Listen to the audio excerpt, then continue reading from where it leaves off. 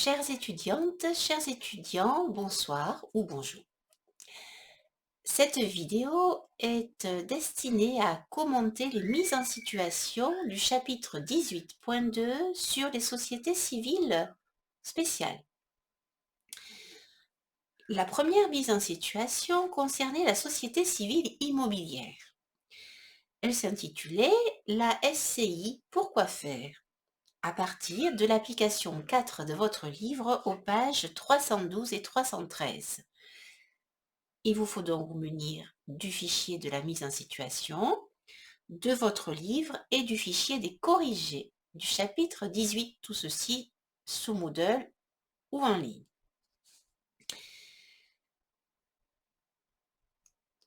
Concernant la SCI, donc j'accentuerai les points concernant l'analyse de l'annexe, annexe intitulée 5 bonnes raisons de créer une SCI dans votre application.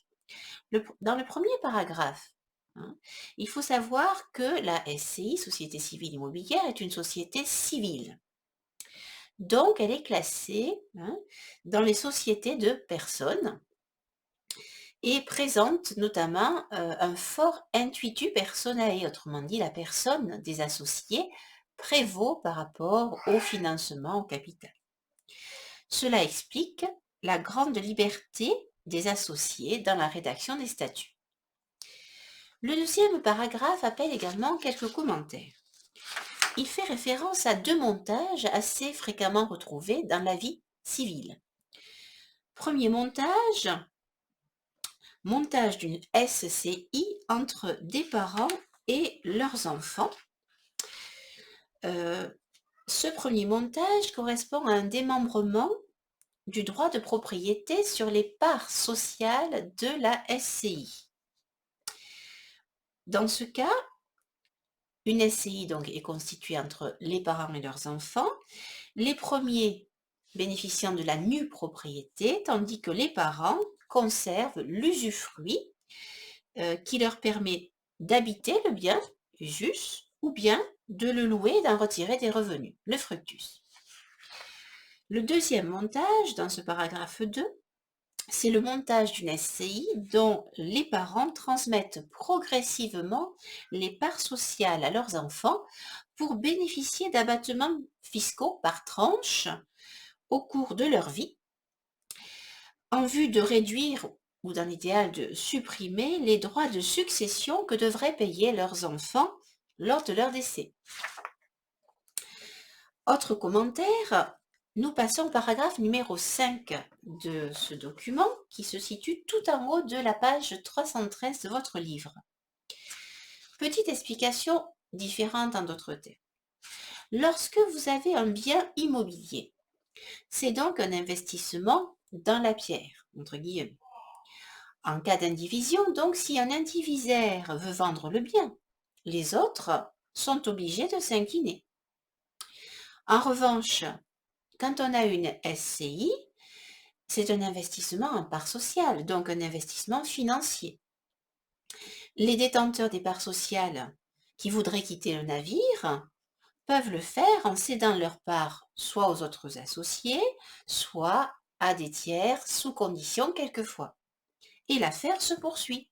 Alors, et il y a un ou plusieurs gérants qui sont donc les pilotes dont il est question dans votre document, c'est-à-dire qu'une seule personne ou quelques-unes vont gérer, vont avoir les pouvoirs de gestion dans la SCI, ce qui limite les situations de blocage qui pourraient intervenir entre des indivisaires.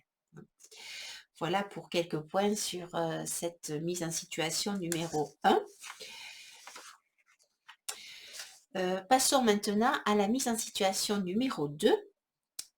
Donc, mise en situation numéro 2 que j'intitule oralement ici l'ex Lo expert comptable, qui correspond au point sur les sociétés civiles professionnelles, les sociétés civiles de moyens, les sociétés d'exercice libéral, chapitre 17, et les sociétés pluriprofessionnelles d'exercice.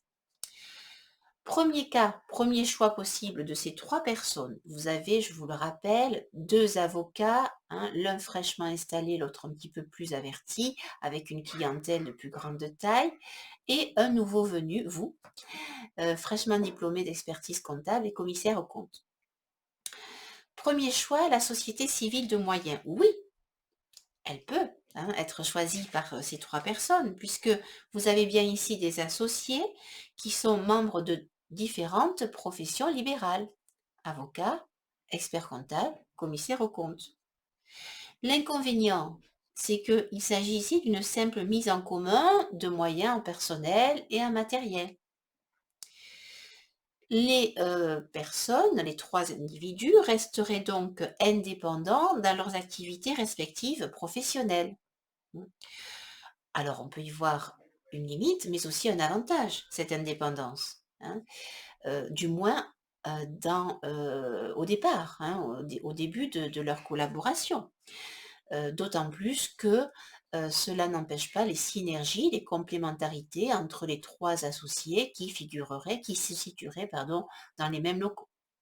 Voilà pour la société civile immobilière. Attention, sur la société civile professionnelle, hein, peut-être avez-vous remarqué, et sinon faites-le, en comparant ce corrigé et la vidéo sur la SCP que je vous ai proposée. Le corrigé dit non, pas de société civile professionnelle ici, car on ne peut regrouper que les membres d'une seule profession. Ici, uniquement les 2 avocats. Attention à la mise à jour de cette réponse. En effet, si vous vous référez à la vidéo SCP, selon l'ordonnance du 1er avril 2016, les professions du droit et du chiffre peuvent exercer ensemble dans différents types de sociétés où les associés, toutefois, ne doivent pas avoir le statut de commerçant. Donc la SCP, ici, serait envisageable entre les avocats et l'expert comptable. Voilà pour le cas de la SCP. Troisième choix, la société en participation d'exercice libéral. Elle existe. Vous en avez quelques points de détail. Choix 4, la société d'exercice libéral, donc sans distinction de la forme juridique retenue. Le problème posé par ce choix-là correspond au pourcentage de participation des non-professionnels au capital de ces sociétés. En effet, vous savez que dans les professions juridiques et judiciaires, il y a 0%, hein, 0% du capital et des droits de vote qui pourraient être détenus par des non-professionnels. Pour l'expert comptable, on peut aller jusqu'à 49% du capital et des droits de vote qui peuvent être détenus par des non-professionnels. Donc la seule possibilité, manifestement ici, serait d'avoir une SEL d'expertise comptable, hein. Ce qui semble pratiquement parlant peu probable, car l'expert comptable que vous êtes est certes brillamment diplômé, mais n'a pas ni les moyens encore, ni l'expérience, et en plus, il est minoritaire, un seul associé sur les 3. Donc peu probable dans la pratique, cette société d'exercice libéral ici, d'expertise comptable. Il nous reste la société pluriprofessionnelle d'exercice, hein. Mais attention, la profession de commissaire aux comptes ne fait pas partie des 9 professions listées par le législateur. Donc, peuvent se regrouper les 2 professions libérales d'avocat et d'expert comptable uniquement. Voilà pour la mise en situation numéro 2. Quant à la mise en situation numéro 3, il s'agissait d'applications où vous étiez invité à choisir, hein, la forme de société civile spéciale la mieux adaptée. Donc je ne vois pour ma part pas de complexité technique particulière. En revanche, je laisse libre cours à votre imagination et bien sûr à tous vos questionnements sur le forum. Je vous remercie.